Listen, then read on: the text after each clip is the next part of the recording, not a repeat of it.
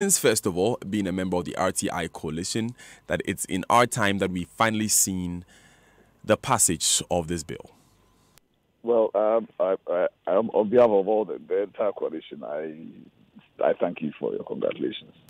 How satisfied are you this morning, Lawyer Nkuma, considering the last-minute amendments that were being pushed by the minority and were not put through by the majority? Well, we can always quibble with aspects of the bill as passed into law.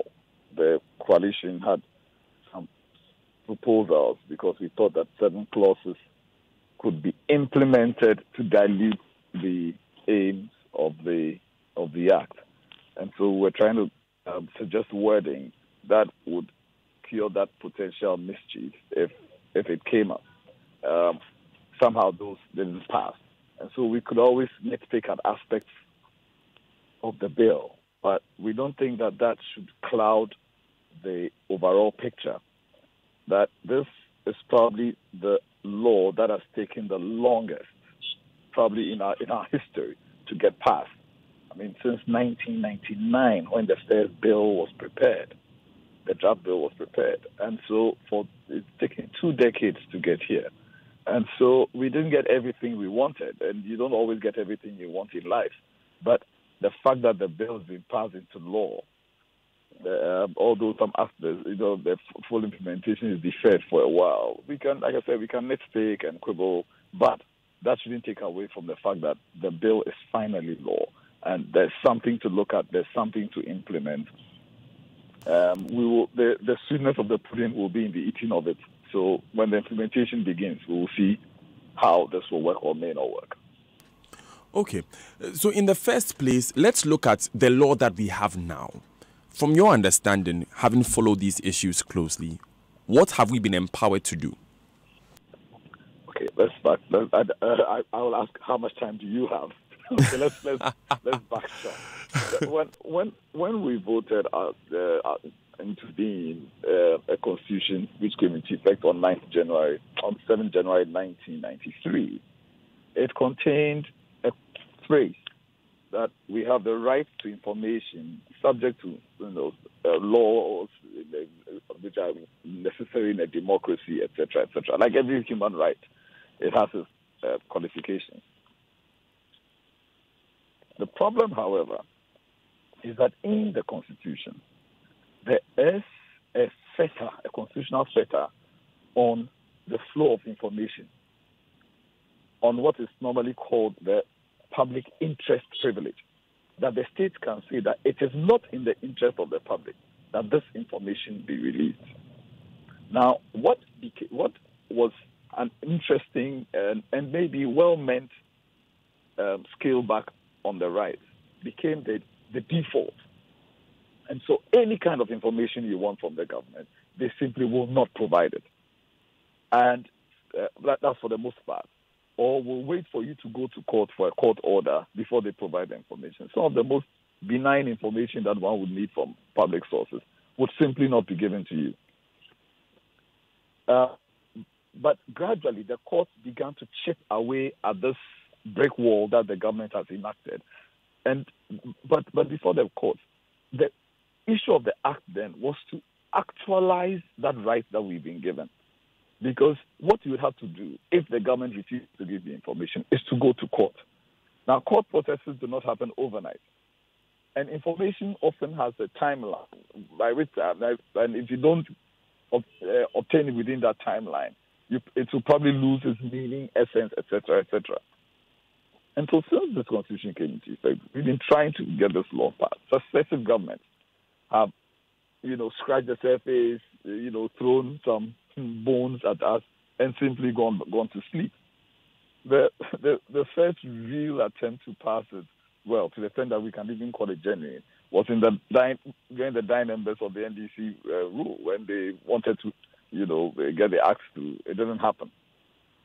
And it has taken this new government more than 2 years to get it to start.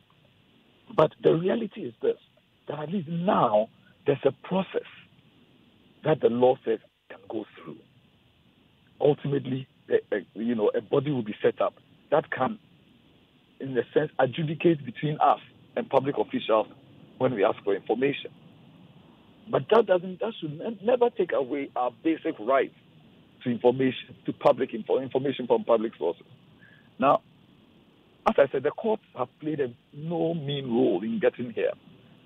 In the midst of NPP versus NDC, the presidential election case, Nana Akufo-Addo versus John Mahama and the NDC, Nana Akufo-Addo and others versus the NDC and others, John Mahama and others. Yeah. The NDC applied for some information. The court refused it. Some of us think that if the court had given that information out, things might have been a bit different. But in refusing the application, the judges held that the right to information under Article 21 is a right to public information. It was in about just 2 sentences. That was a good call by the Supreme Court, that the right to information under the Constitution is a right of access to public information. But the reality was that, like I said, you'd have to go to court all the time. It takes time, it costs money. And so in the heat of the bus branding saga, 2 actions were filed. One led by a gentleman called Sego, and the other was by Occupy Ghana, asking for information from the government.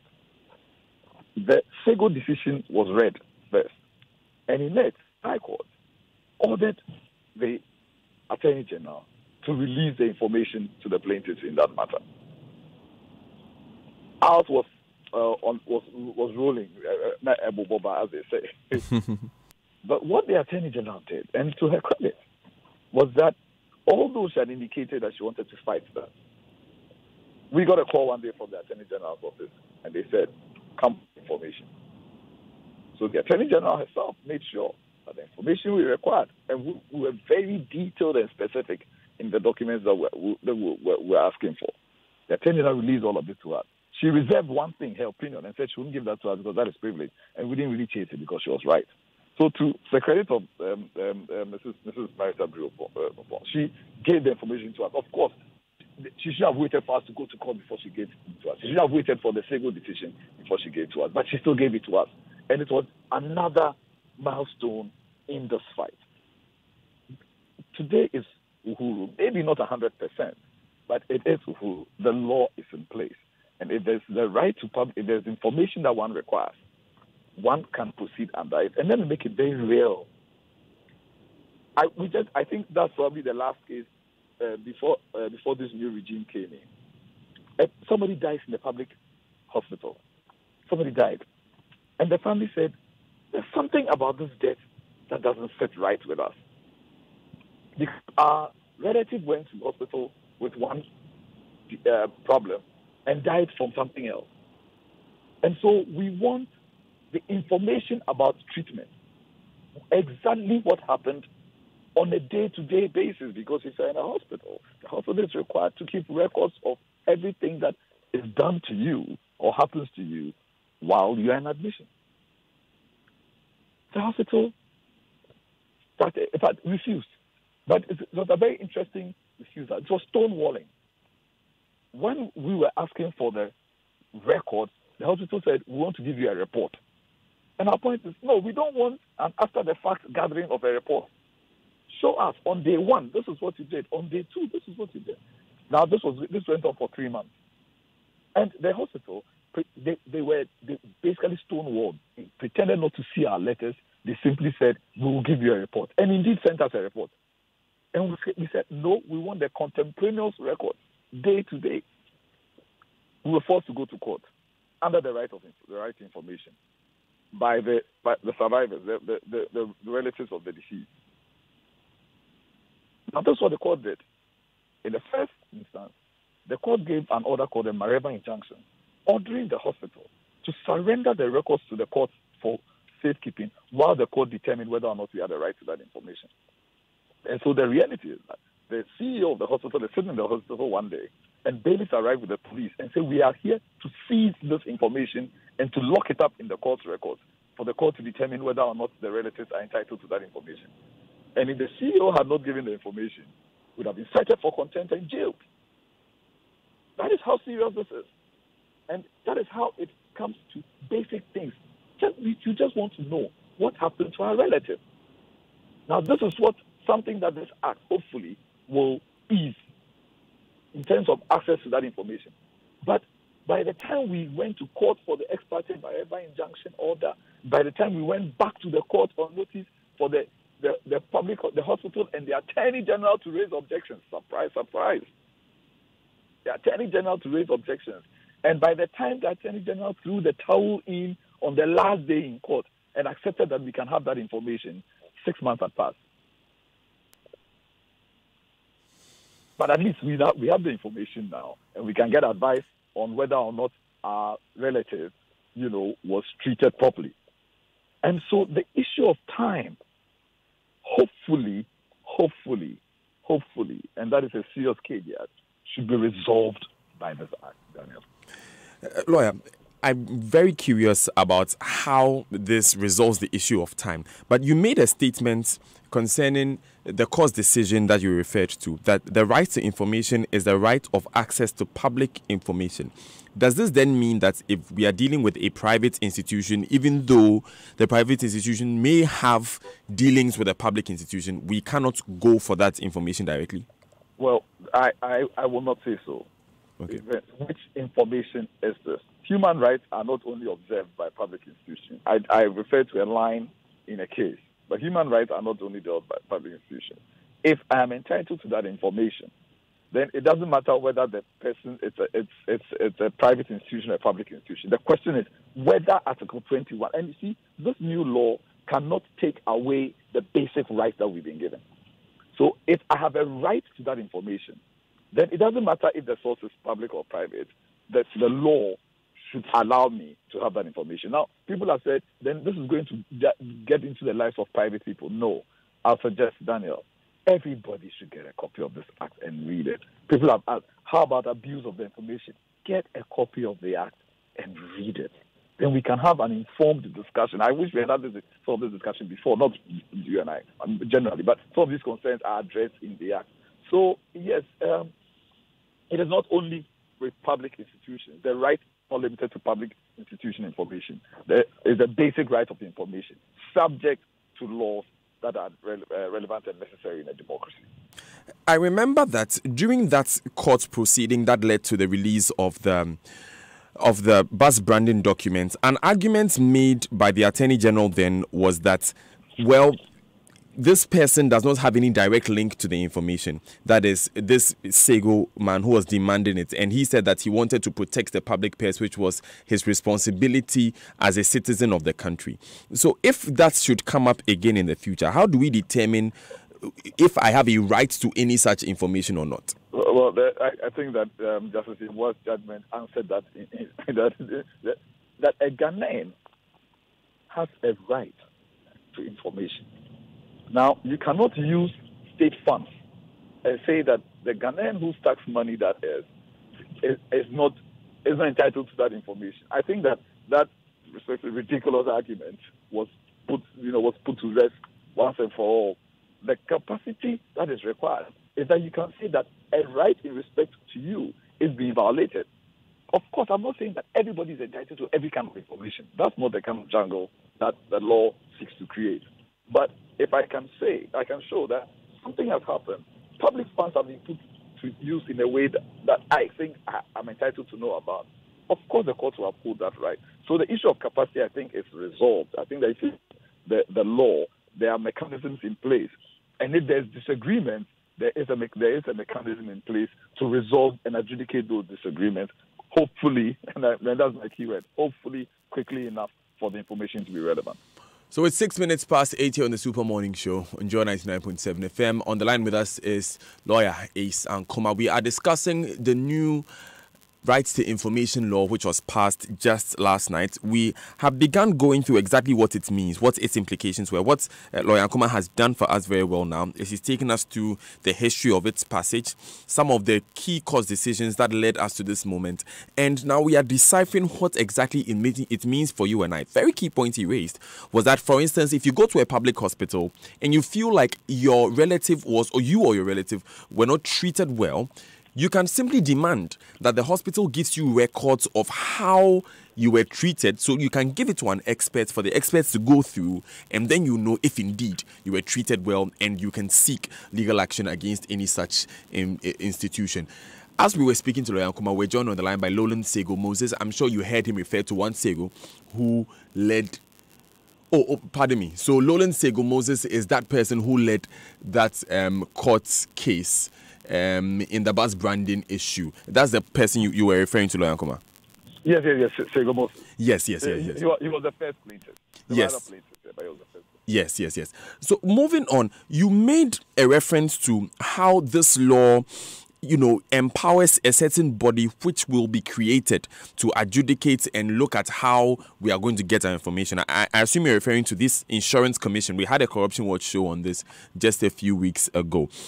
Can you help us understand what role this will play? I mean, if I need information from a hospital, why can't I just go to the hospital and get the info? Why do we need the commission? No, let's not get it wrong. You will go to the hospital for the information. Of course, you. And all of these institutions are supposed to have public information officers whose job will be to ensure that this act is applying in that institution. But if there are disagreements, then instead of going to court first for, a whole judicial adjudication, the law seeks... And okay, let me add a caveat.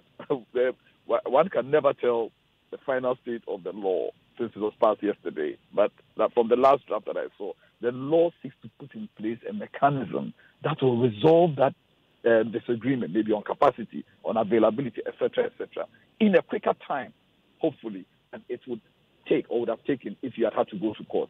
So I'm not saying that you first go to the adjudicating body. You go to the institution, to the designated officer, and say, this is the kind of information I want from you.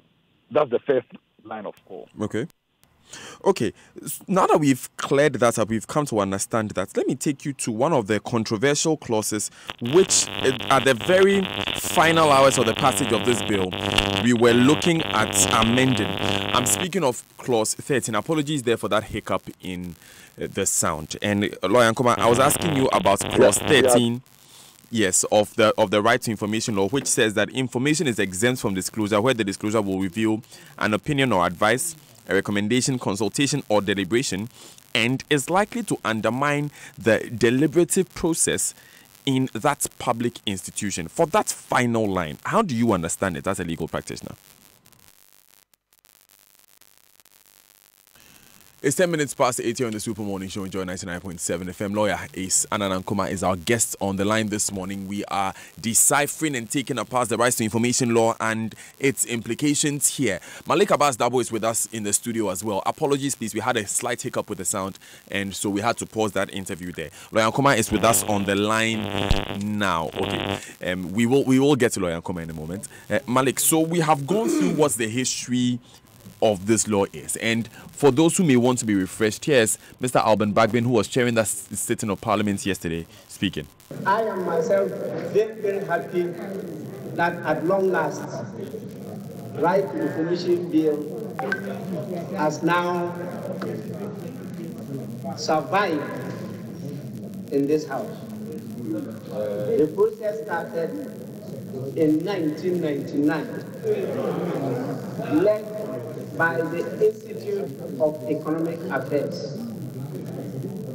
I was a member from the House to assist the Institute start the initial drafting of the bill. Now it has finally been passed as Right to Information Bill. It's a right of the good people of Ghana to all the information that is generated by people who are given power in trust for and on behalf of the good people of Ghana. So that was Alban Bagbin. Malik Abbas Dabo is with me in studio. Malik, so this is really a silver bullet in that key issue of accessing information, isn't it? Absolutely, yes. And our immediate past history shows the difficulties that even we as media persons have to encounter when we are looking for information from the public, information from those who are custodians of that information, and we are looking for that information for the public benefit. I'll give you an example. When we were doing the Robbing the Assemblies series, as part of that investigation, we needed some contracts the government of Ghana signed with some private companies. Now, we went to the Ministry for Local Government, which is custodian of this information. We were told that a member of our investigative team was sued by a private company, and because of that, they couldn't give us that information. Now, we went back to them and said, look, this suit has absolutely nothing to do with the contracts that we are looking for from you. The argument was, well, as far as they were concerned, they ought to seek authorization from the Attorney General's Department whether or not the suit, which was a private suit by a private company, had an impact on the information that they were going to give us. They wrote a letter to the Attorney General's Department. That letter was dealt with by Deputy Attorney General Godfrey Dami. Godfrey Dami advised that, given his reading of the suit that had been brought against a member of our team, he did not think that there was no legal basis for them to deprive us of that information. We went back to this ministry. All of a sudden, we were told that they couldn't find the contracts and that the contracts were missing. So this is a public office managed by public officials, managing information which is for and on behalf of the general public, and the persons who for the time being are responsible for keeping that information are unwilling or unable to give that information to journalists who need it for the public good.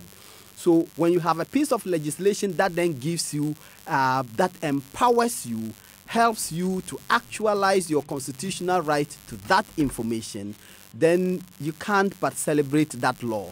Of course, we recognize that sometimes when we pass these laws and the attendant institutions that will make the enjoyment of these rights real, we tend to have problems. And I remember the Salaries and Fair Wages Commission, which was set up to deal with the single spine salary scheme. And you had questions whether this Salaries and Fair Wages Commission had the full complement of the lawyers that it required to function properly or not. And we set up all of these administrative bodies sometimes that are not empowered. It is the hope that with this one, given that government itself defers the implementation of the law until the next financial year, that adequate provisions will be made so that the commitment of the president and his government that this law is going to be brought in to achieve specific objectives, that commitment will be realized by the actualization or the setting up of these institutions that will make the capacity of people to look for information and to get it in good time real.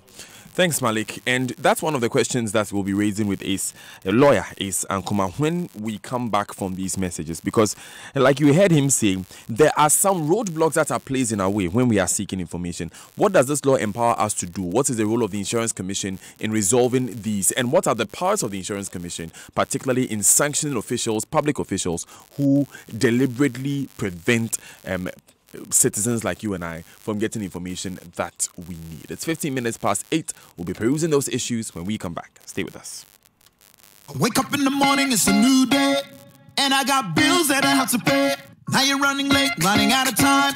Feels like the world is waiting in line. All you gotta do is pick up the phone and just dial 737. So whatever you do, wherever you are, there is an easy way for everyone. The simple life is just one touch away. Experience the magic starting today. And it all begins with 737. And it all begins with 737.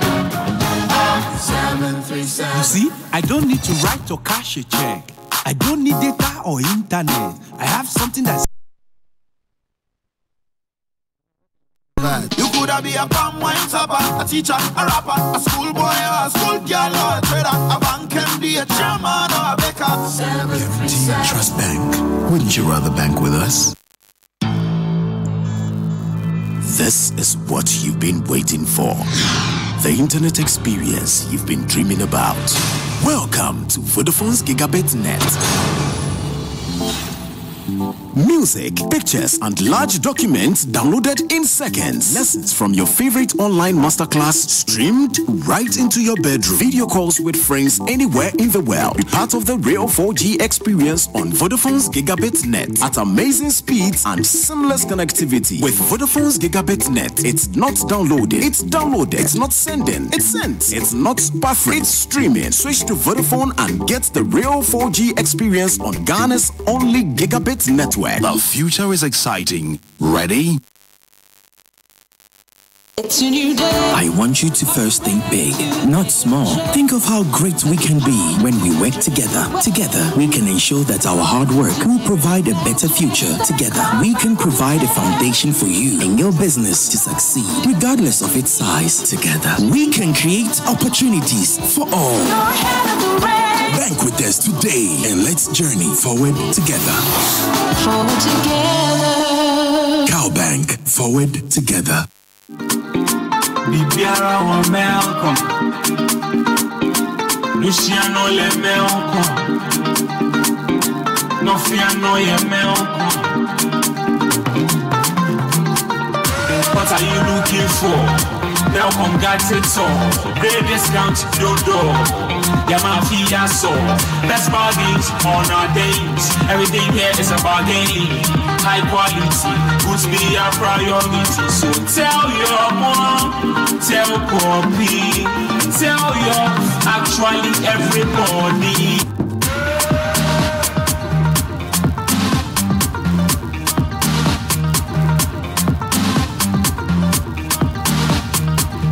Click, send, download, server down, upload, buzz, buffer, Wi-Fi down, print, ping, call, connection lost, video call, vibrate, transfer, call, share, receive.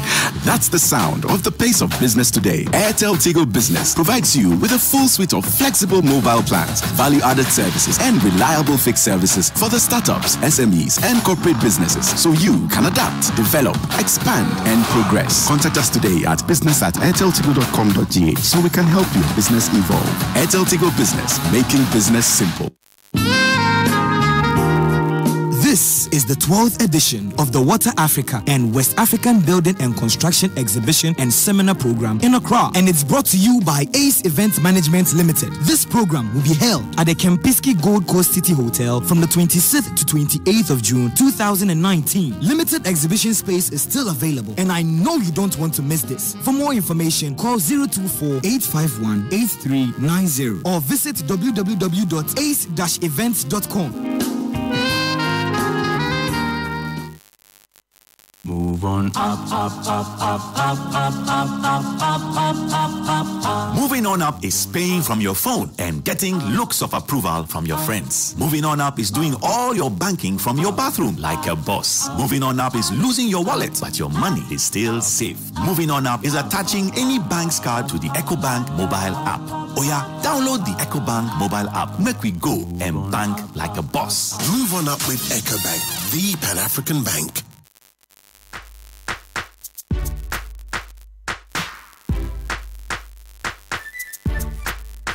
Coffee in your cup and Joy on the set. The Super Morning Show is always the best bet on Joy 99.7 FM.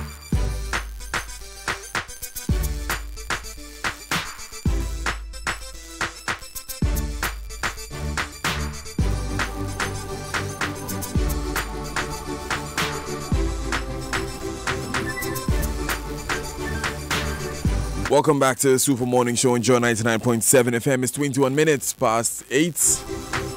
We apologize for the slight buzzing sound you're hearing in the background. Our engineers are working on it as we speak, but it's an important conversation that we are continuing with, which is the right to information law. We're having a conversation with, of course, Malika Bass Dabo in studio, lawyer Ace Ankoma with us on the line. And we are looking at the specifics of the law. We've looked a bit at its history. We've looked a bit at its implications. We are going ahead to look at some of the scenarios that could come up that could bar accessing information.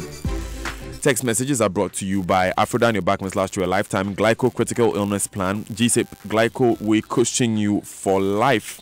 Afrodan offers you the most comfortable chair in the world, the Nightingale Extreme Comfort Chair. It has over 10 thoughtfully engineered features, especially customized for your health and comfort. So go to Afrodan on the first floor of the Swansea Shopping Arcade and feel this chair. You'll be amazed. Now sign on to the Glyco Critical Illness Plan, GSIP, for financial support when diagnosed with critical illnesses such as cancers, strokes, kidney failures, and others. Speak to Glyco Life today for your GSIP policy on 020-2222-113 or dial Star Glyco on your Star phone app, available on Android and iOS. Glyco Life, we cushion you for life. Let me go to Lawyer Ace Ankoma now on the line. Lawyer, thanks again for your time. Daniel, I'm happy to be called. All right. Ace is just fine. All right then, Ace. In that case, Ace, please hold on just a moment for us. It seems the interference in the phone line is greater than that of the studio. I'll come to Malik in the meantime as we rectify that slight challenge. So Malik, there's the question of stonewalling, deliberate stonewalling by public officials, and how that impedes our efforts. What do you envisage going forward now that we have this law? Well, I would imagine that given that there is a law which now operationalizes the constitutional provision that says that citizens are entitled to public information, and of course, this law delineates the various pieces of information that a person is legally entitled to, which will not create any problems. And those pieces of information that you cannot have access to, and for good reason. If you want information which has national security implications or information which can corrupt public morality and all of that, the law clearly says that you can't have access to that information, and there is clarity on that. So anyone you're asking information from knows that this information you're asking for, they can give you. The law permits it. Let me get the opinion of Ace on that. So in that situation or that scenario that you painted for us, Lawyer, where you said that these hospital officials did not want to give you this information, now that we have this law, when you go back to the hospital, what happens? In that scenario, the public institutions would have these officers who are tasked with handling the right information issues. So I make the demand in writing, and they're supposed to basically give the information to me. If they don't, then you'd go through the process of getting the first level of education. Like I said, I'm being very guarded because the bill was only passed yesterday, so we need to see what the act finally settled on, because there are a number of amendments, even some at the last minute. I'm being very guarded in what I say. The law says, one has to be very careful. But the ideal situation is that there is some adjudication. The court becomes the very, very final option in the matter, but hopefully we'll never get there. And because the law is clear about the information you are entitled to. And I think Malik is even doing a better job than I can do. He's clear. The law says there's some things you won't get. Public morality issues, you can't get national security information, etc., etc. I mean, and information that is not conducive for consumption by the public. So it's not simple. It's just going to open the floodgates, and all kinds of information will be thrown out there. The law says what you can get and what you can't get, and one may quibble with that as well. But at least I think that some bounds have been set, Daniel. Yes, and on some of those bounds that were set, again, I was asking you about how the interpretation of undermining the deliberative process extends, for instance, to contracts that are being discussed and have not been signed yet, and how there is no definitive clause within the clause 13 which tells us that, okay, at this point we can say it's not in the deliberative process, and so we can have an access to. Does that present a problem to you in your view? Absolutely. The coalition made that point, and we tried to get Clause 13 amended to provide some clarity, what we thought would be clarity. The Parliament on and so if it comes up, it throws it up again. Now let's understand this. if I have a constitutional right, it cannot be unnecessarily fettered. And so Parliament may pass the law in the way that it deems fit. But if the implementation of the law or its interpretation is such a way that it denies the citizen of that right, then that law becomes unconstitutional, or the implementation of it or interpretation of it becomes unconstitutional.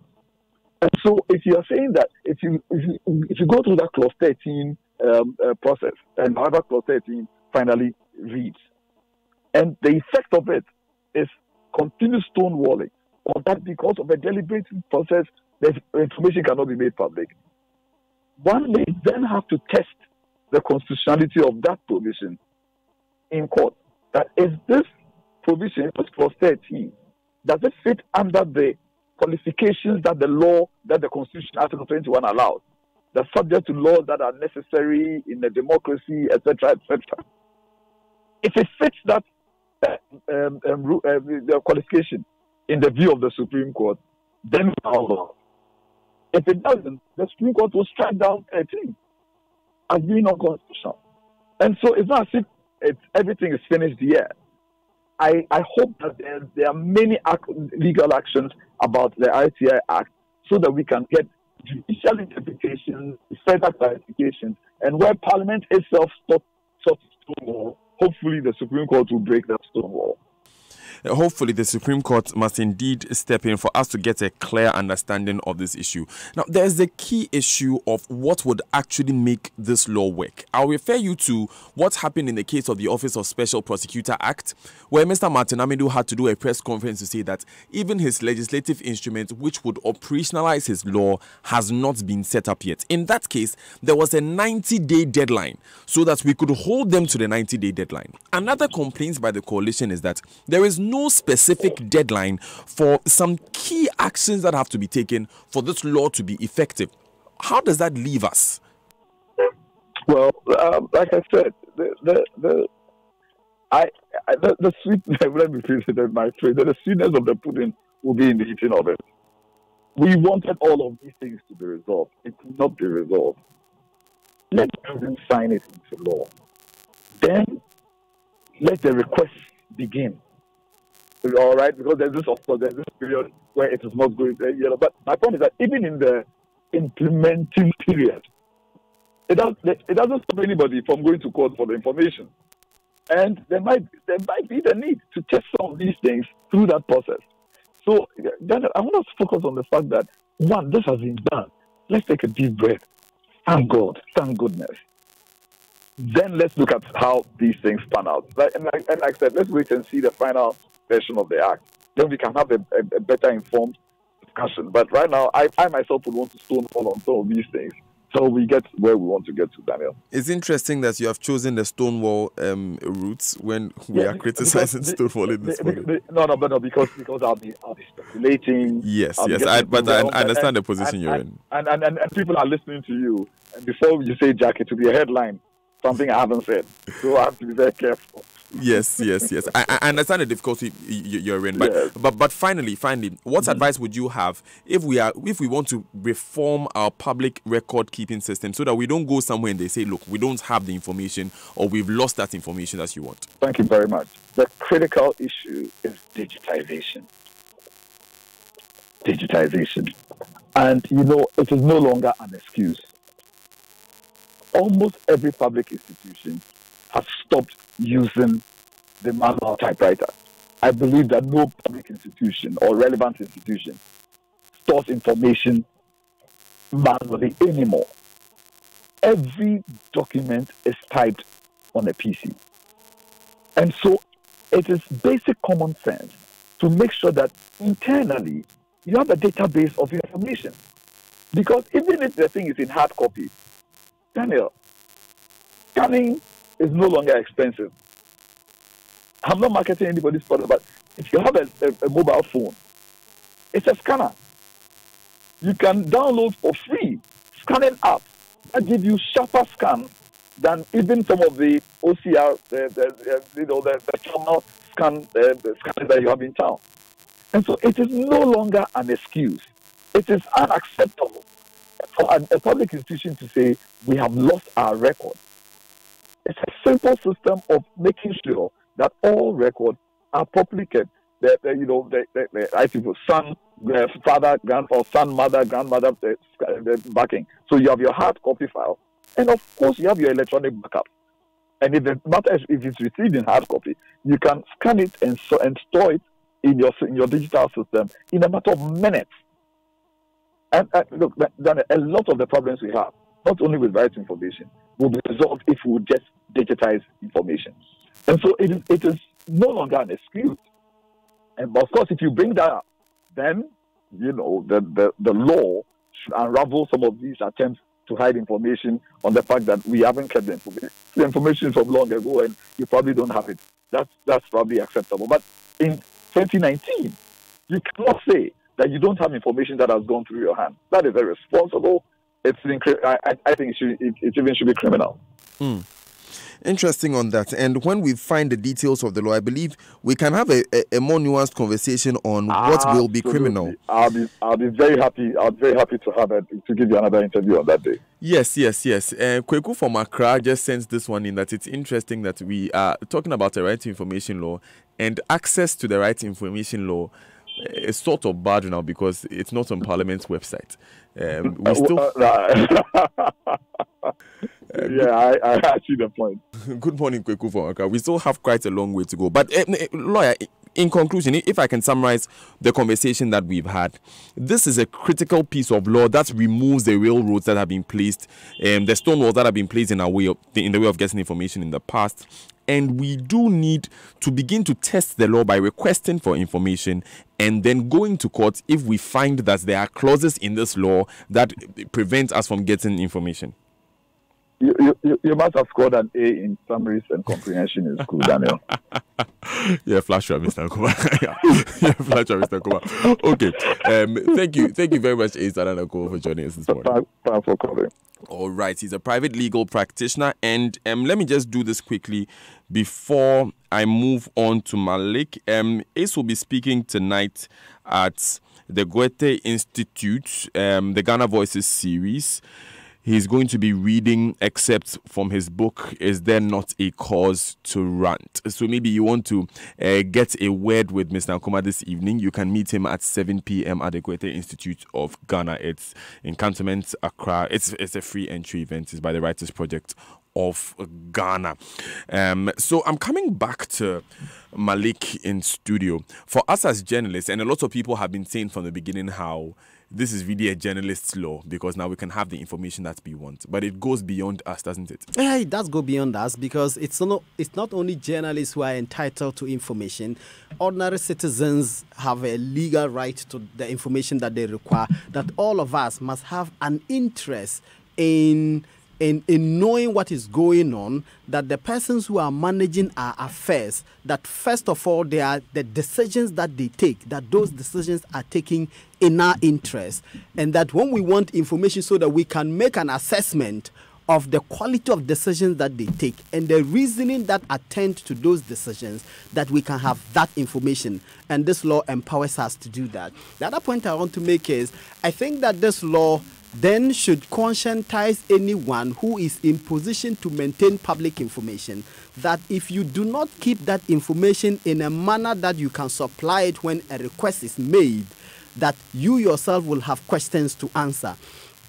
That in the past when someone could say, well, I don't have the information, I can't find it, that can no longer be acceptable and cannot be tolerable. So everyone, once you manage public information, you have a duty and an obligation imposed on you by law to maintain that information and keep it in a manner that you can retrieve it and supply it when citizens demand it. That's absolutely important. And I think that everyone should be aware of this, that you can't rely on the past and say, well, the information is not there, I can't find it.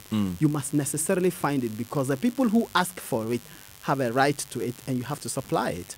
We are going to be joined soon by another legal practitioner, Sansaladi Ayenini, who is also a journalist and has really been at the forefront of the fight for a right to information law. He will also be giving us his opinions on this matter. But Malik, there's a key issue. If we are going to say that this is beyond journalists and this is about average citizens, then we need to address the culture of this seeming lethargy towards issues of national importance. If it doesn't matter to us that people are misusing our taxpayers' funds, we would never request for information in the first place. That's absolutely true. And the only way you can determine whether or not your resources are being properly managed is when you have the information.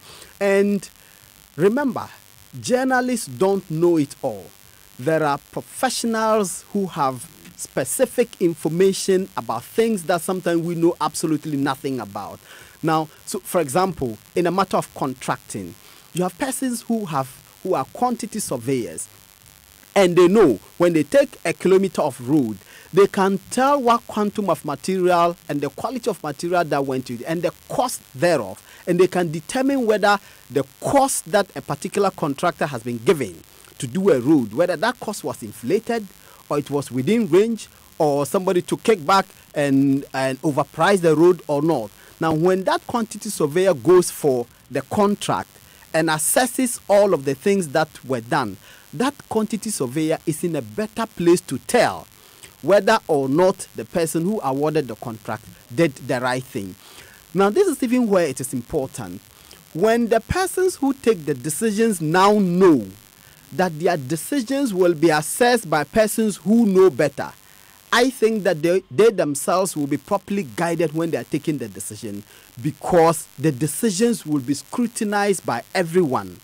And if your decision or action cannot stand up to scrutiny, then your competence will be called into question, and your propriety in being in a particular office, or the appropriateness of your being appointed to a particular office itself will be questioned. So you will be in trouble, the appointing authority will be in trouble, and if you don't want that to happen, that means you must apply all your faculties when you are taking a decision, and you must make sure that that decision stands up to scrutiny and goes above any question at all, so that everyone, when they scrutinize your decision, they can doff their hat and say, you did a great job, the contracts were properly done.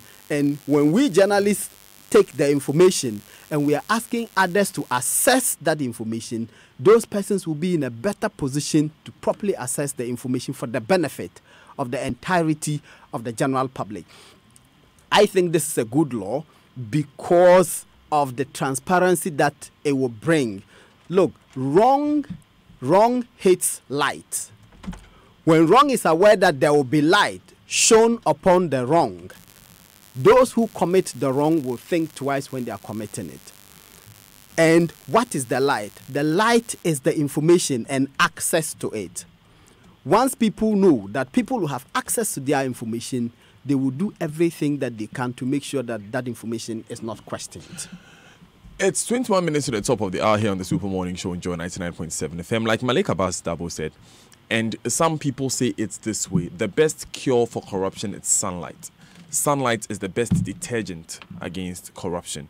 And so when we are shedding light, as we are getting more information about any action that government is taking, or any private institution is taking with government, or that affects you, then you can you are in a way participating in the process to cure what corruption is. For example, Daniel, if you award a contract and you award the contract to a person who has dealings with you, and I have access to the contract, and I can discern, I can trace your connection to the person to whom you have awarded that contract, and I can raise questions of conflict of interest, that makes you not want to give that kind of contract to that kind of person. Otherwise, the action will be questioned. But if you know that if you award a contract to your wife, for example, or your sister or your relative or somebody you have business dealings with, and that I will not have access to that contract and therefore I can't question it, you will go ahead and award it. But to the extent that and you know also that you can afford not to give me the contract, you go ahead and award it. But if you now know that if you award a contract under those circumstances, that you are enjoined by law to give me the contract, and that I can read the contract and assess for myself whether there was conflict of interest or not, you will think twice when you are awarding contracts, and you think twice when your relations with other persons then influence your decisions. When you are going to engage in rent seeking, you will think twice, because all of those actions and decisions will be scrutinized and will be questioned, and judgments will be made upon you. Let me do this at the danger of putting you on the spot, Malik, and we'll be wrapping up with this conversation very shortly to bring you our conversation with three young entrepreneurs. I'll give you a moment to gather your thoughts. Okay, so let me ask the question ahead of time. I want to know right now what you are most curious about, that you would like to ask for information on. Okay, what are you most curious about? Remember, the implementation of the law actually begins in January 2020. So we have up till then to begin using the right information law. It doesn't mean we can't request for information now and go through the court process, like Ace was telling us on the line, or Lawyer Kuma was telling us on the line there. I'll begin by first of all announcing again that our friends, three young, bright, enterprising young men and women, will be joining us on the show to share with us their experience as entrepreneurs. We'll be evaluating their contribution to the economy, and we'll be looking at what exactly we must do to support them and make sure that they become the next Bill Gates, the next Warren Buffett, the next Daniel Macaulay's, who would be employing thousands of people and improving our economy. I am most curious, Malik, and I'm looking at the Public Procurement Authority's website, ppaghana.org. It has a list of, goods that have been procured by various MDAs, ministries, departments, and agencies. There's an item here for motor vehicle saloon, Ministry of Justice and Attorney General. This procurement was done in the Greater Accra region, because it shows the procurement, it shows the method, and then it shows the cost attached to it. So Ministry of Justice and Attorney General, Greater Accra Region, International Comprehensive Tender, 55 million Ghana cedis. So 55,638,000 Ghana cedis. I'm curious, which cars were bought? What were we using the cars? What are we using the cars for? Who are using them? Who are those using the cars? Who procured the cars? What's the unit cost of each car? Because it doesn't show here how many cars we bought for 55 million. There's also another item under Ministry of Justice, 4x4 pickup and station wagon, Ministry of Justice and Attorney General, Greater Accra Region, 135 million Ghana cedis. So the Ministry of Justice and Attorney General is spending about 190 million Ghana cedis on vehicles. It could be right. It could be everything could be above board. But without the right information that we need, we cannot make that determination. So I am curious to find out which vehicles are these? What kind of 4x4 pickups are we using? Who is going to use a 4x4 pickup if the procurement is being done here in the Greater Accra region? Why does it need to be a 4x4 pickup? How many are we buying? And these are some of the things that we need, because it's 190 million Ghana cedis of our money. You and I.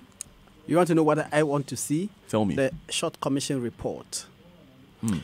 Traditionally, when these commissions sit, or when we set up committees to investigate matters of national interest, a lot of the time the reports are not issued. You may have a government white paper on the report, but the report itself is not issued.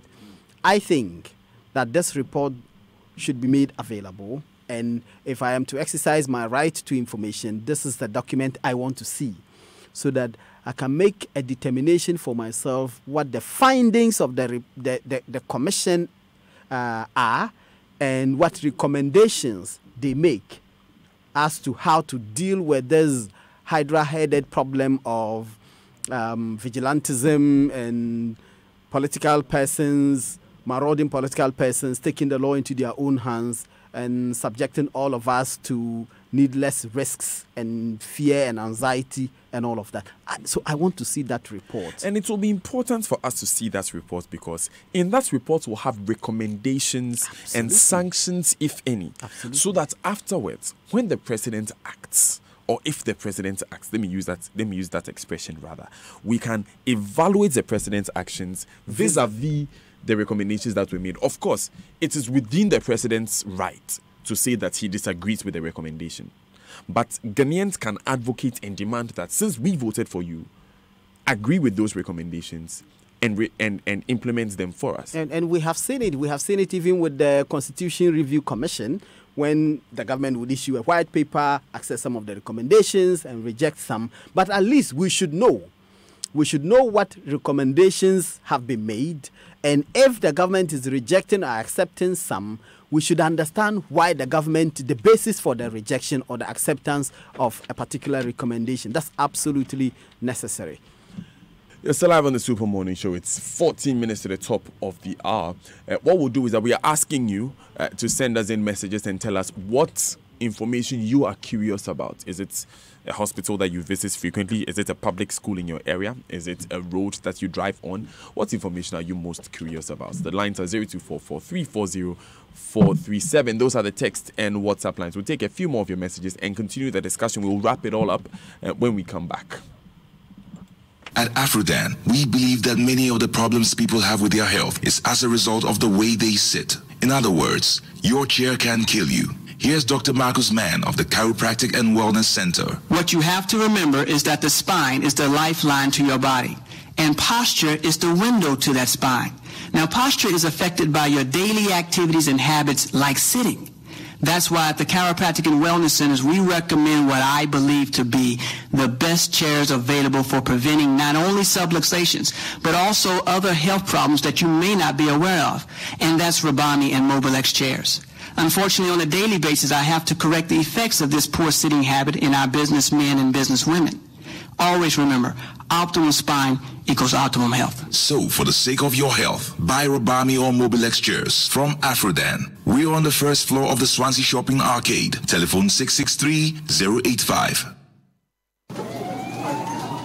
Hey, Kwame, what's up here? My brother, my wife has been diagnosed with cancer. What? My brother is here with kidney disease too. Oh, yeah. Do you know the World Health Organization estimates that over 16,000 new cases of cancers are diagnosed annually in Ghana, and kidney diseases account for 10% of all medical admissions to Kolebu? But thanks to Glycocritical Illness Plan, GSIP, I have spent over 20,000 Ghana cedis on my younger brother's disease. Yeah. What is GSIP?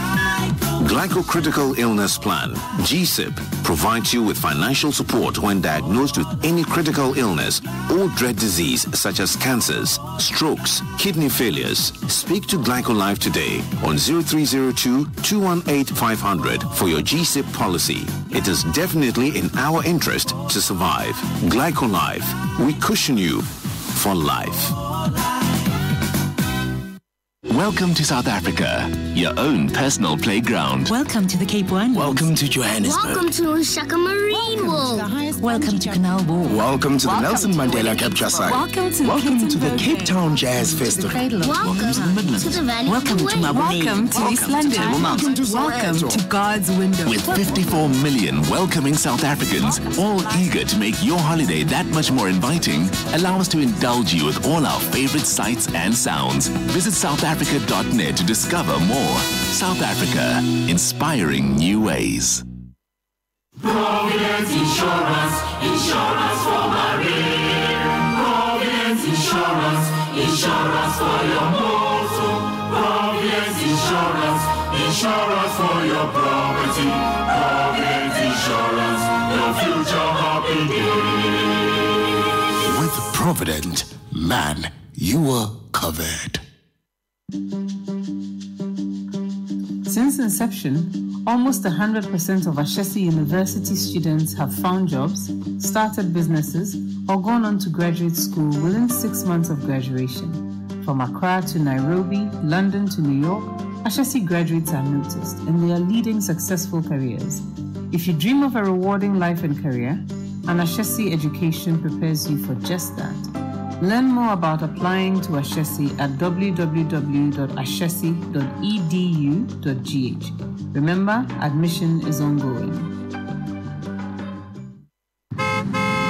Oh my God, today police will use me for light soup. Driver, why? My car insurance has expired and the police are up ahead. That is why I'm behaving this way. This driver, pa. So haven't you heard of Sunu Assurance's Easy Buy? You just have to dial *711 *733 hash to purchase or renew your motor insurance on all mobile money platforms. So you mean I just dial *711 *733 hash and I'll be sorted? Oh my goodness, this is so easy and convenient. Yes, dial *711 *733 hash to pay or renew your motor insurance on all the mobile money platforms. You can locate our offices nationwide at Airport Accra, Spentex, Tema, Kumasi, Koforidia, Tamale, Sunyane, Winneba, Cape Coast, Takrade, and Obuasi. You can contact us on 0302 770 548. Sunu Assurances. You pick your way, we take the risk.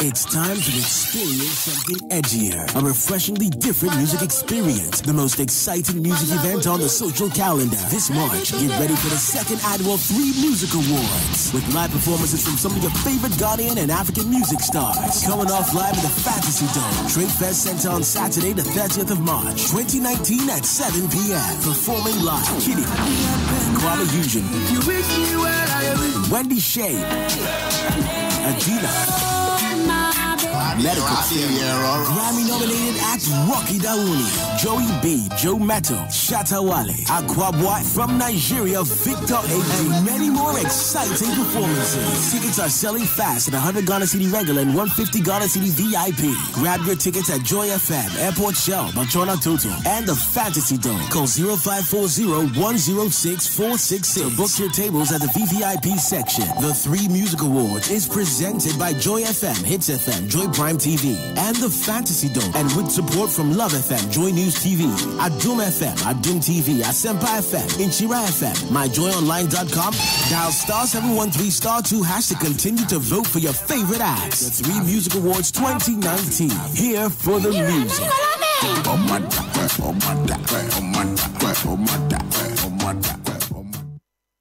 Mrs. Corte, I'm your chauffeur for today. And because you paid for our service using your UBA MasterCard Platinum, this ride is free. Really? Absolutely. I'm not done yet, though. I have so much shopping to do.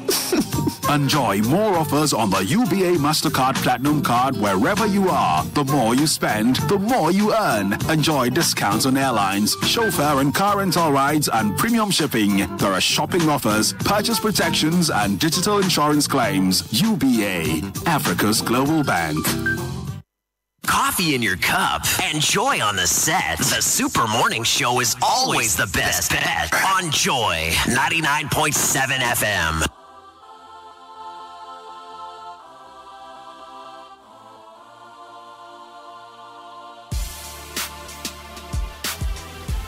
A few minutes to 9 a.m. here on the Super Morning Show on Joy 99.7 FM.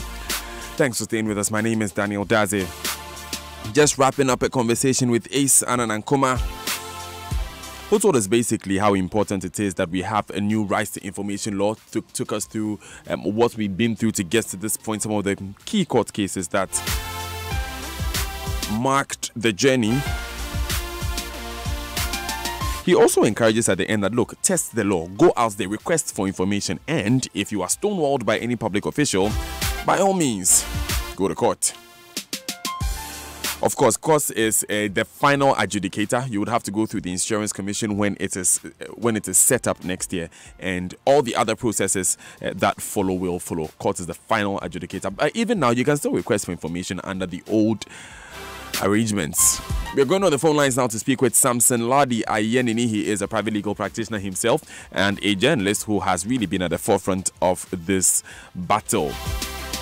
But Kingdom Books Stationery now offers a 30-day credit facility with no interest charge, free delivery within Accra, Tema and surrounding towns. You can call us on 0302-764-101 or 762-307 or visit kingdomgh.com. Kingdom Books Stationery Limited, your number one stop shop for all office essentials, stationery and furniture.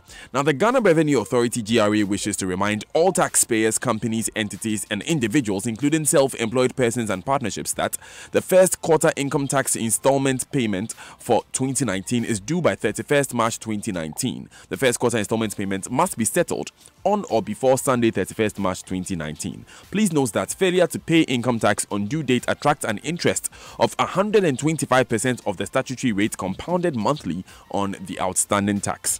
Note that as 31st March 2019 falls on a weekend, payment of income tax must be received at the tax office by 12 noon, Friday, 29th March 2019. It's signed by the Commissioner General. Hashtag our taxes, our future. Let me say a good morning and a congratulations to Samson Ladi Ayenini. Good morning, lawyer. Congratulations. Morning, Ben. Great. I was congratulating you on your successful fight, if I can call it that. Well, I've not been particularly. I am actually have not been in the mood to join any celebrations. You just have to reflect about the exhaustion that one has had to do, both as an individual in your private capacity in trying to make your education and your privileged education somewhat useful to the entire community and the citizenry, and leading these processes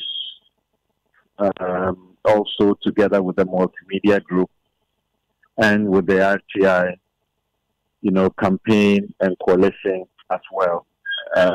It's been very exhausting, a needless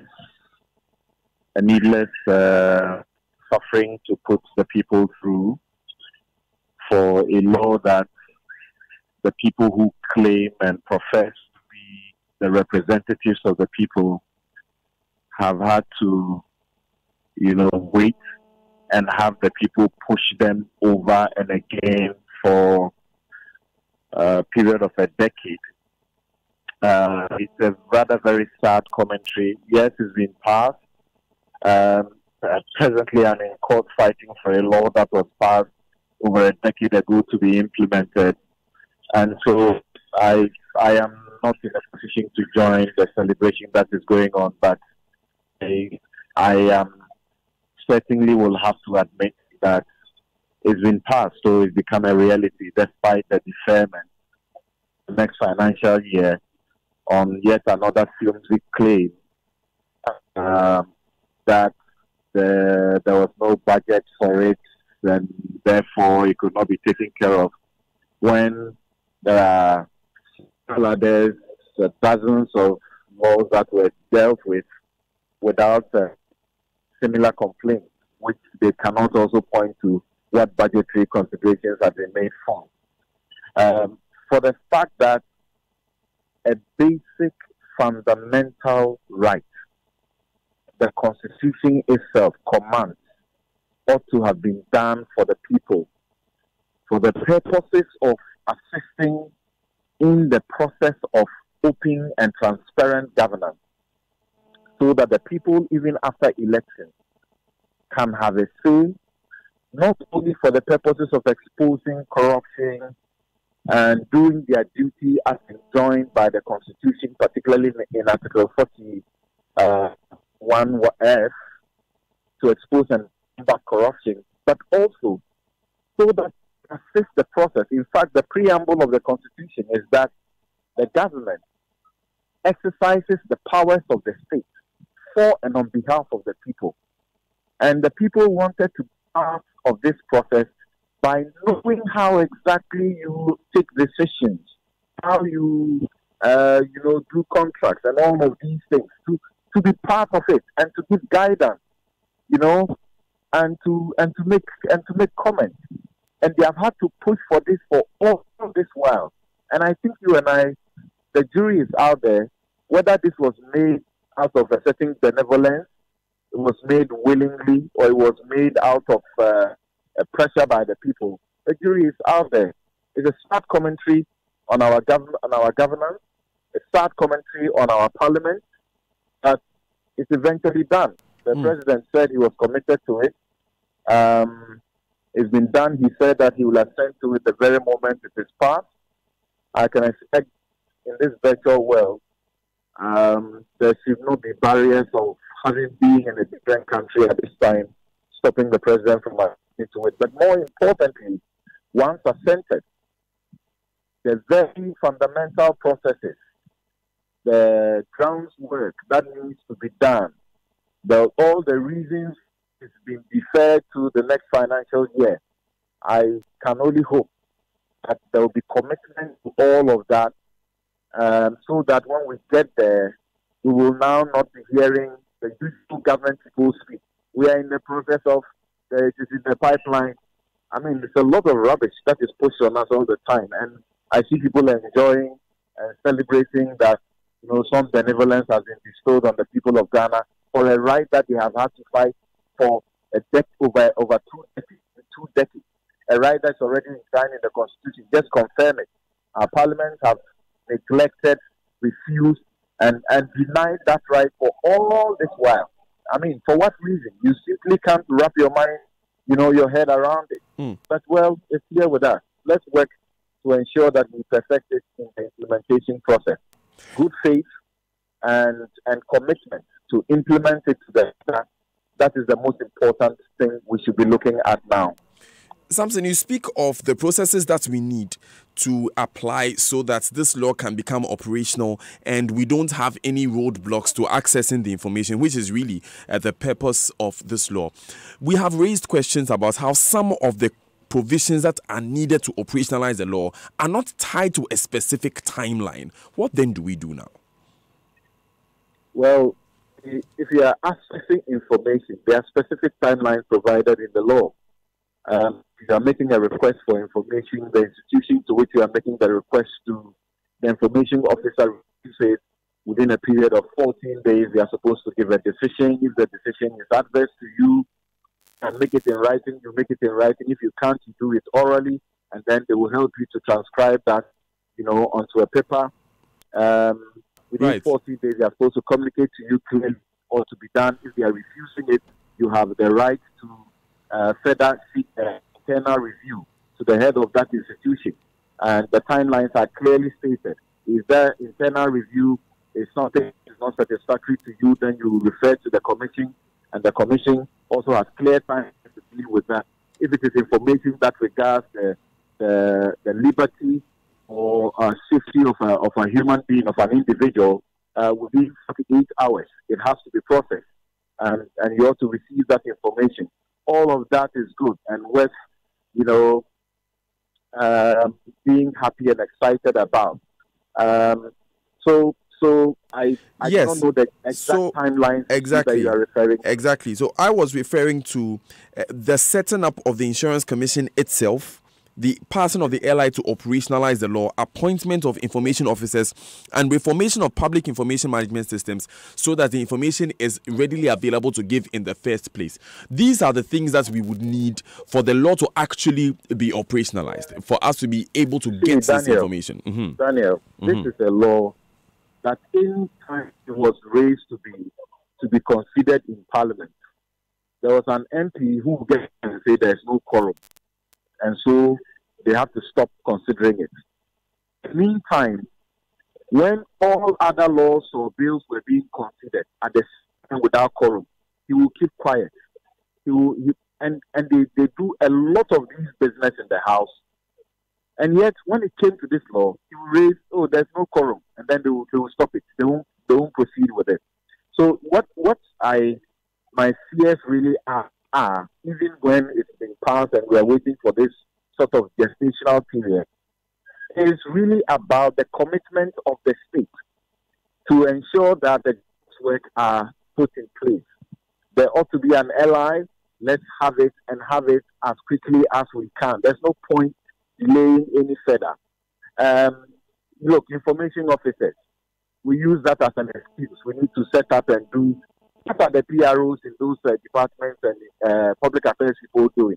They are the same people who will be converted by mere change of name into information officers. We use this as an excuse, to draw up a budget, and on the basis of which we don't have the money for. At presently, how do they manage information at their offices? Of course, it is not the best, but you cannot expect that because of the passage of a law, the system will be perfected before information can be accessed. So, I mean, it's look. There was a lot of much ado, about nothing really in all of the processes that are giving people, the anxiety about whether or not we are really committed to this. But otherwise, look, those who are superintending it, the onus is on them. But I can assure you that the RTI coalition and even all of us in our individual capacity was part of this coalition process and pushing even filing petitions to Parliament, insisting that, this ought to be done before spy bill and all of that. We will continue to watch. We will continue to exert the requisite pressure to ensure that the right thing is done by the people of Ghana. It sounds to me almost criminal that, the things that the law commands ought to be done for the people have to still fight before they get the things that the law commands they should get. But like I said, let's be hopeful and let's look forward to a regime when you are requesting information. Nobody will behave as if it is their private property when they are in a public office and they are using your money, my money as taxes to generate the same information. People that we actually, fuel and feed, generate information with our own money, with computers that belong to us, and behave in this way. The last important thing we wanted, the last attempt to get some sort of, amendment, which failed, is quite unfortunate. It's most unfortunate, in fact, because when you say that information that we are seeking, if the closure of that information will reveal opinion, will reveal advice, or will reveal recommendation, which opinion, advice, or recommendation is likely to undermine the deliberative process, and therefore we should not be given. You are simply saying we wait for the horse to bolt before we begin to cry. I don't understand. We are supposed to be a part and parcel of the governance process. So you say you are getting into a contract we raised a question about, or we have issues about, and maybe some people have superior information and to assist you, to guide you do the thing properly. You say, wait until I have consummated the food, then you can now come in to now question it. But you see, I believe that we should not lose hope.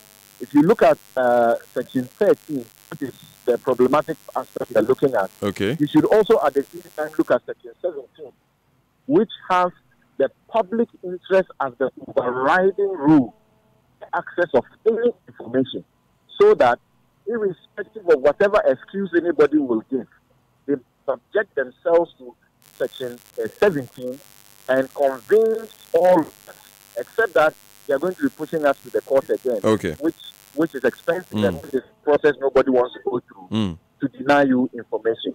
Otherwise, what we have done, certainly related, but we need to be applauding ourselves somewhat for how far we have come with it. Of course, there were aspects of the law in the 2016 that have been changed in the 2018 that some of us are still not too excited about.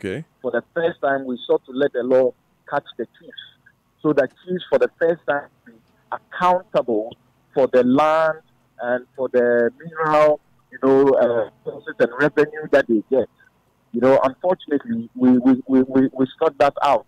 We don't have that opportunity anymore.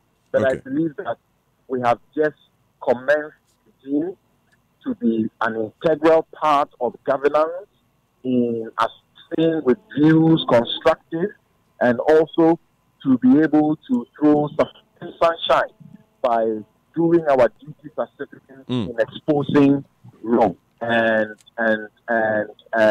confirming and assisting right. We are very grateful, Samson Adeyanini, for joining us this morning, particularly with your very, very terse ending there that we continue. Aluta continua. It's 10 minutes past 9. Apologies for bringing you the Joy Business Minute a bit late today, but we'll take that now. When we come back, we'll be speaking with Benson Abdallah, who is the chairman for the Constitution and Legal and Parliamentary Affairs Committee of Parliament. He will be answering some of the questions Samson has raised, particularly about Clause 13 and why we have to wait till 2020 to implement this law. Stay with us.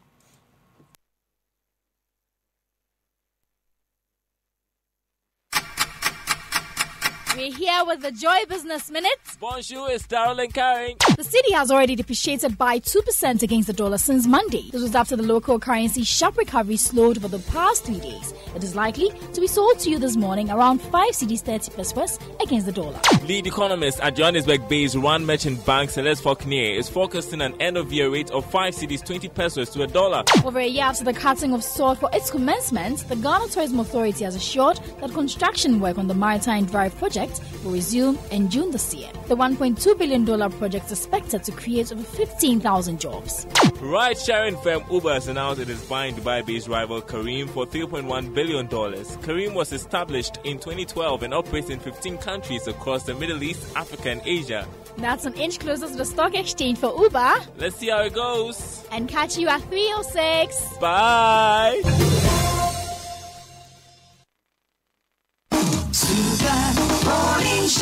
12 minutes past 9 here on the Super Morning Show, and we'll be joined on the line by Benson Abdallah. He is the Member of Parliament for Offensive South, and he is also the Chairman of the Constitutional, Legal and Parliamentary Affairs Committee of Parliament. Mr. Abdallah, thank you very much for joining us. You're welcome. In the first place, so getting straight to the point, I was just on the line with lawyer Samson Ladi Ayenini. He raised questions about some sections of the law we just passed, particularly with Clause 13, which bars us from accessing some specific kind of information. What's the thinking behind this clause? Clause 13 is just about when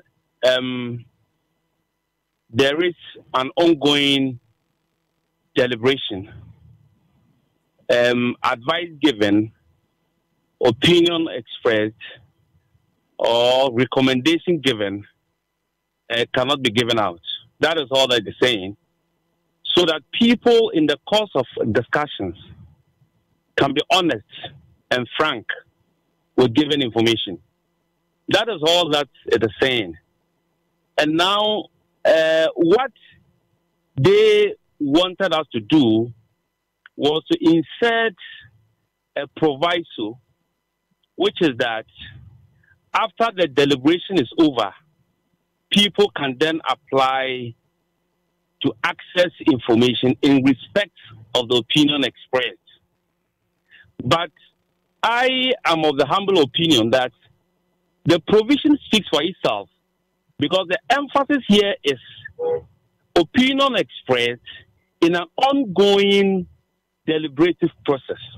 What it means is that after the deliberation is over, any opinion expressed in the course of the deliberation can be given out. That is what it means. So I have a humble opinion that the absence of their a preferred clause in the law will not cause or occasion any fatality to clause 13. Because if you want to know the meaning of clause 13, you must take the whole clause as a whole. I mean, you must read it as a whole. But when you read it as a whole, I believe that the concern that they are expressing, it can be adequately catered for and captured in clause 13. So your opinion, Mr. Abdallah, is that it's trite knowledge that as soon as a contract, for instance, is signed, it's not an ongoing deliberative process anymore, and so any opinion expressed in there can be released under the law? That is it. Okay, but even as it stands now, some would say that if there are questions being raised about the deliberative process itself, and there's a suspicion of crime in the first place, that means you are barring Ghanaians from accessing the information which would inform maybe a legal process or a public advocacy. Okay, and then my answer to it is that you take the whole bill, you take the whole law and read as a whole. There is a clause dealing with public interest override. You've just referred to if there is any criminal activity going on. The public interest override is to the effect that despite any information being exempt from disclosure, if the disclosure of the information which is exempt is it's in the interest of the public than the disclosure. The information will have to be disclosed.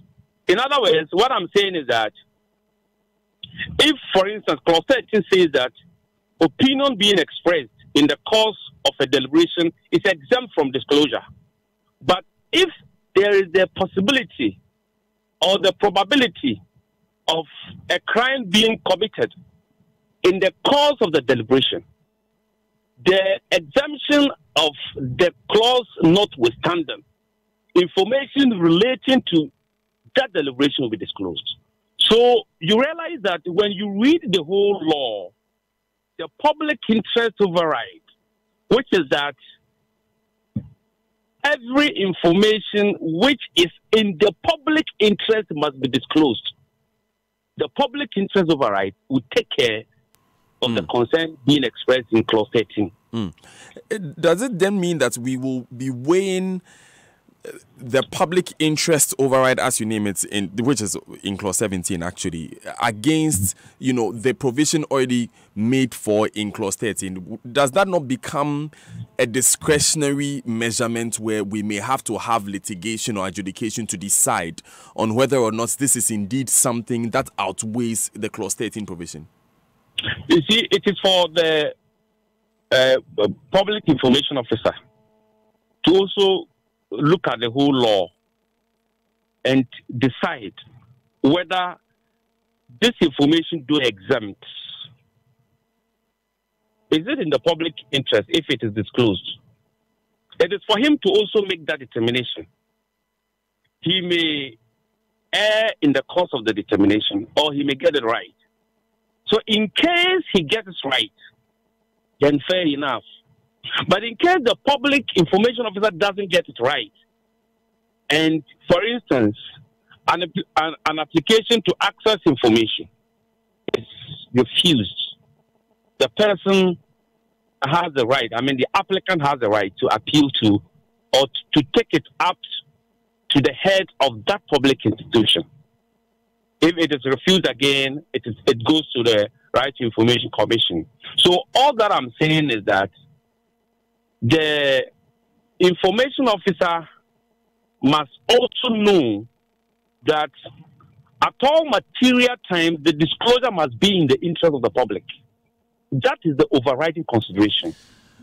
But you see, Mr. Abdallah, the purpose of this law was to, as much as possible, remove roadblocks like this. Because if it's going to be someone's determination, at least when it comes to this category of information, when we leave it to someone's determination, that means that it becomes a matter of opinion. It can go up to the Insurance Commission, which could extend the time. And we know that with information, particularly information that is still being deliberated, it has an expiry date.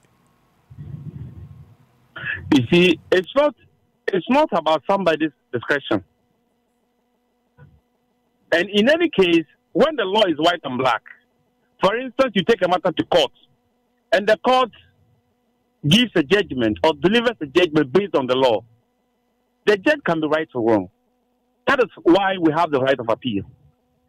The judge may examine the law and interpret the law according to the way he understands it. Do you get my point? The judge may get it right, the judge may get it wrong. And the same thing applies to the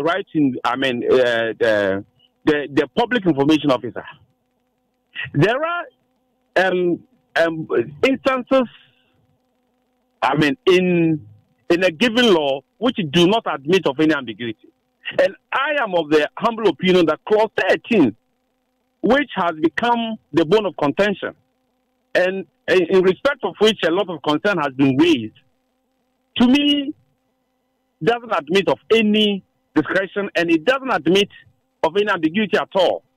Because it is patently clear that when the process is ongoing, information relating thereto cannot be disclosed. So, are you telling me that this kind of provision admits of any discretion? It doesn't. It doesn't. But, of course, there are instances in the bill where probably the right to the information officer may have to use his discretion. And he may get it right or he may get it wrong. But he must use his discretion within the context of the Constitution. The use of the discretion must not be whimsical. The use of the discretion must not be capricious. But at the end of the day, that is why we have the appellate processes. But what we must also know, to me, is that we must be optimistic. Okay? We must be optimistic and assure ourselves that the law will work. Because if the implementation of the law is not in progress, how do we recognize or realize challenges in the course of the operation of the law, in the course of the implementation of the law? Right. So what I would say is that let's wait and kick started the operation of the law. When the law is in operation and we realize that there are challenges to the operation of the law, that is why at any given time there is an opportunity for cabinet to bring a law which has been in operation for a while back to Parliament for an amendment. And that is why any parent law that is passed must be accompanied by regulations. And what is the essence of the regulation? The essence of the regulation to ensure that the law itself is operationalized in a convenient and in a very smooth way. Okay. Do you understand my point? So yes. So okay. My brother Samson should be optimistic and have confidence and trust. You see, his lack of confidence, Mr. Abdallah, he stated clearly, is based on, the posturing of Parliament and government appointees about the passing of this law. And that is why, for instance, the RTI coalition was expecting that Parliament would hold itself to some specific timelines in implementing policies which would make this law work, like the setting up of the Insurance Commission, like the appointment of public information officials, like, for instance, reforming the public information management systems. Without these, we are really limited in the actualization of this law. When are we going to see some of these things being done? At least I know you are not in the executive, but you are a concerned party. Yes, there is a limit to it. There is a time period. And what is the time period? It is in the law that the implementation of this law will start in the next succeeding financial year. And when does the next succeeding financial year start? It starts in January. Because when the budget is read in November, it is to be implemented the succeeding year, which is 2020. So we have put it in the law that the implementation of the right to information law should start in the next succeeding financial year. So it should not be subject to the discretion of probably the executive determining when the law should start. It should not be subject to the discretion of Parliament or any other person to determine when the law, the operation of the law should be kick-started. So we have done the best we possibly could to ensure that there is enough structure in the law for the smooth operationalization or operationalization of same. So I don't see that when it comes to implementation, there is no timeline, and for that reason, there can be a challenge, so that we will not know when the law will start. There is definitely a timeline for the cabinet or for the executive to kickstart the operation of the law. Let me ask this finally. In January 2020, when the implementation of the law begins, by which time can someone say it has taken too long for the Insurance Commission to be set up, and so I'm going to call to demand that the Insurance Commission is set up? You see, in the law, I think somewhere in clause 2, it says that as soon as the law is passed, the government must come up with manuals setting out setting out the categories of information. Which category of information is exempt? Which is not exempt? How can people access information? Which information can be accessed? And when can that information be accessed? So as soon as the operation starts, it is the responsibility of the government to bring up the manuals, to publish the manuals for people to read and be educated and to know when indeed and in fact information can be made available. So the structures are there already and they are embedded in the law. Thank you very much, Ben Abdallah, for joining us. He's Member of Parliament for Finsu South. He's also the Chairman of the Constitution, Legal and Parliamentary Affairs Committee of Parliament. It's 26 minutes past 9 here on the Super Morning Show in Joy 99.7 FM. You can call us and give us your thoughts on these issues that we have been sharing so far. We'll take the final break and then we'll let you call. You can also tell us when you're calling what category of information you are most curious about. I already have some requests here from Na in Osu. She says, I'd like information on monetary outflows in Parliament per month, especially allowances and other monies aside basic salaries collected by our parliamentarians. The perception out there is that they are just chopping monies without being accountable to anyone. Interesting. Per this law, can I request for information that is about 10 years where the activities were done and when this law was not operational? Good question there. Gabriel from McCarthy Hill says, I woke up refreshed that the RTI bill was passed. Yes, a way to go. My focus will be geared towards funding of events such as kinky parties. You're being mischievous, Gabriel. We're going to take these messages, and when we come back, we pick your phone calls. 0302-216-541, 0244-340437. Remember, we will also be speaking to 3 dashing young entrepreneurs who are taking the country's future in their hands. Stay with us. We interrupt this program to bring you breaking news. No expiry demonstrations have broken out all across the country. Ghanaians are demanding the right to use their data for as long as they want. No expiry! No expiry! In an effort to appease the situation, Airtel Tigo has scrapped data expiry. Our reporter Abna is on the ground. What do you think about Airtel Tigo's new data bundle? What is mine should be mine for as long as I want. What about you, sir? Oh, now with big time data bundles, we can browse, sir. Airtel Tigo says, their data doesn't expire. Dial *111# today and get big time data so you can browse only on Airtel Tigo. I am Dr. Acacia. Acacia gives your workers the best customer service and treatment options when the need arises, keeping them healthier and more productive for your business. Acacia Health Insurance. We place value on those you value. Welcome to South Africa, your own personal playground. Welcome to the Cape One. Welcome to Johannesburg. Welcome to Shaka Marine World. Welcome to Canal Walk. Welcome to the Nelson Mandela Capture Site. Welcome to the Cape Town Jazz Festival. Welcome to the Midlands. Welcome to Maboneng. Welcome to East London. Welcome to God's Window. With 54 million welcoming South Africans, all eager to make your holiday that much more inviting, allow us to indulge you with all our favorite sights and sounds. Visit SouthAfrica.net to discover more. South Africa, inspiring new ways.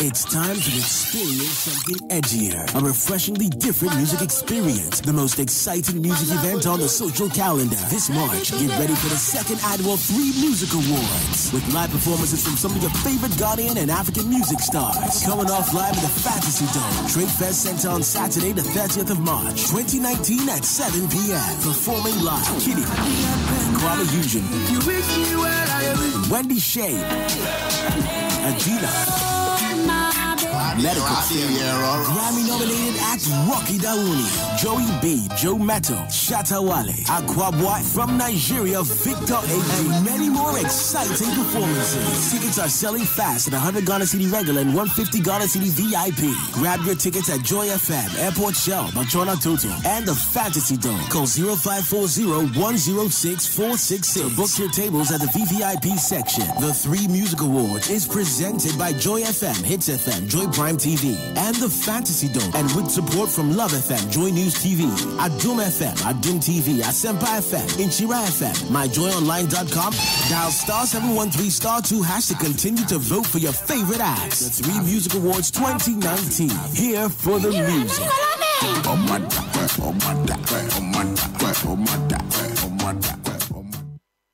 Hello, corporate Ghana. It's the 4th Ghana CEO Summit, a unique 2-day world-class business conference to be held on the 20th and 21st of May, 2019 at Kempinski. Theme: Futuristic Economy, Technology-Driven Future of Business and Governance for Economic Transformation. This summit has been a real success and has attracted over 1,500 dignitaries, including His Excellency, President Nana Akufo-Addo. For registration and sponsorship, visit GhanaCEOSummit.com or call 054-639-1970. Powered by CEO Network Ghana and Deloitte. It's your day off and you end up looking after the baby while your wife goes off to work. You realize you have no idea how to change a diaper. So you video call your wife. Hello, darling. Hello? Kojo, is everything all right? Everything is all right. I'm not seeing Topo. How do I change a baby's diaper, please? Kojo. Okay, first, put the diaper. The video call freezes. While you wait for the internet to catch up, the baby sprouts a fountain and wets the diaper. As you are getting a new one, your wife comes back online. Kojo, no! Why did you leave Abeko alone on the bed? But I had to go and get a new diaper. What must I do next? I beg, quick. Open the front of the diaper. It's the side that has... Wow, look, the video freezes again. Abba. By now, you know where the conversation is going. There's no buffering in real life, so why accept it from your internet connection? Get connected and experience ultra-fast internet to your home, powered by MTN Fiber Broadband. We're there for you, everywhere you go. Now, this very moment, it's the pulse of possibility, potential, power. It's time to make your move. To take that step. The time is now. Now. The great things you do tomorrow start with the small steps you take right now. So take that step with Old Mutual. Call us on 0302-230-638 and make now count. Old Mutual. Do great things every day. Wow, yeah. Shandonia Garden is massive. Hey, what's that over there? It's a plant tennis court, swimming pool, and a gym coming soon. And the houses, unique in their own way. Okay, darling, wait till you see ours. What? Wait. Now tell me, what do you think? Oh, just so serene. Thank you. I love you. Visit our luxurious gated community at Shandonia Garden off the Tema Highway. Our lands are fully titled and litigation-free with flexible payment plans you can afford. So let us bring you to Shandonia Gardens, where your dream lands. Contact us today on 0302-732529 and 0302-765436 or visit us at shandoniaproperties.com. Super Morning Show. Senidiko, inabekam, miara, endo miara, ejumeidia, inabeye, miara, endo miara, obredipo, inabebo. You've heard lawyer Ace Ananankoma. You've heard Samson Ladi Ayenini, also a lawyer. You've heard the Member of Parliament for Finso South, Ben Abdallah. It's time for us to hear you. 0302-216-541, 0244-340-437. Those are the phone lines. Call us and tell us what you think about the passage of the bill, the questions that have been raised, and particularly what information are you curious about. A happy birthday to you, Judith Jokoto Lomo, Deputy Controller General of Immigration, Finance and Administration as the Ghana Immigration Service. Live to be 99.7 FM. Live to be 99.7 and beyond. We appreciate every moment you spare with us. Have a super birthday. A good morning and a happy birthday to you as well, Paul Adum Ochre of Metro TV.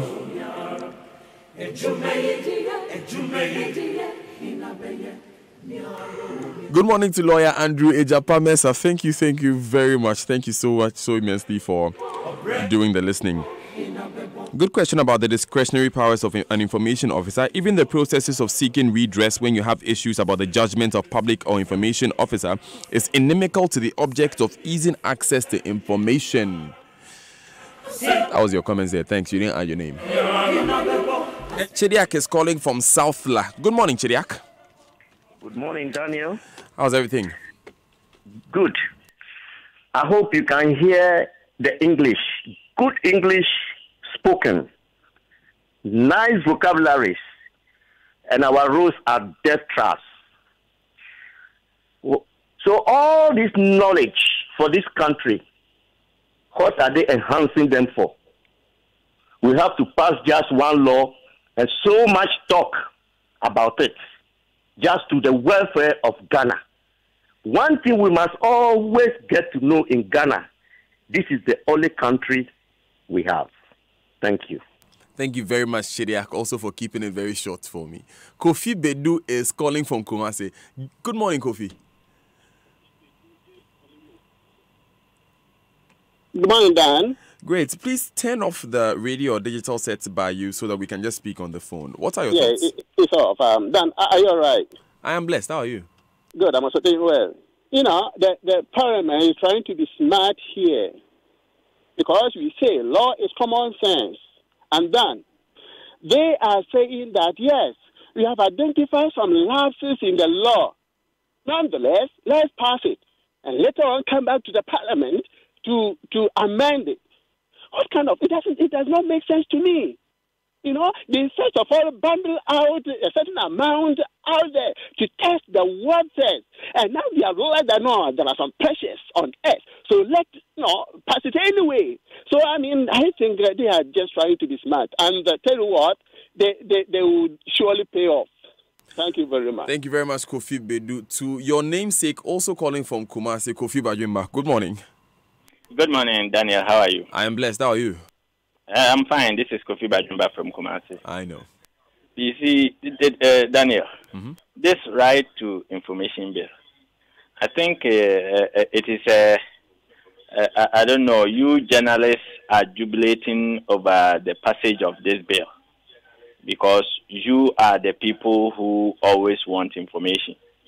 Me sitting here in Kumasi, Ashtown, what I want is not right to information bill, but my roads, the roads in Ashtown here, the roads in Kumasi here, the roads in Ashanti region for that matter. That is what matters most to me. You see, look at how long it has taken the parliament to pass this right to information bill. What kept them so long? 20 years. For what? For what?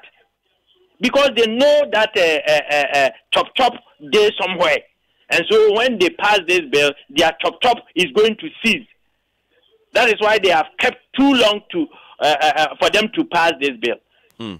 It's a shame to them. It's a shame to the parliamentarians. Well, it will be unfair to assume that is the reason why they haven't passed that bill. It will be very unfair to them. Thank you anyway for calling Kofi Bajumba. Your thoughts are appreciated. Rachel is also calling from Kumasi. Good morning, Rachel. Good morning. Great. Please turn off the radio by you. How are you doing? Very well, and you? I am blessed. Let's hear you. Thank God. Daniel. Yes? It's first time Ghanaians we get to know that politicians are playing tricks on us. Look at the dilly-dally they are doing with this thing. They know, I support what the last caller said. They have an agenda they are hiding from we, the citizens.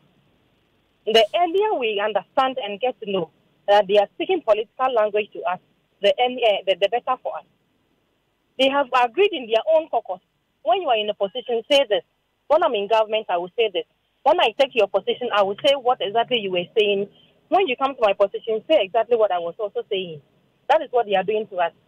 We don't have anything to tell them. We hand them over to God to judge them. Thank you.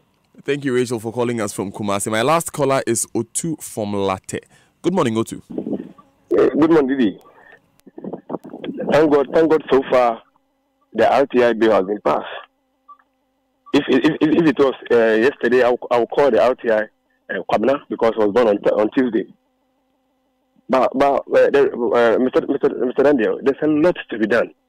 and we did a lot. And I hope this government is a blessing government to us. So we hope after his service, another 4 years, Ghana will be a better place to be. Thank you, Mr. Daniel.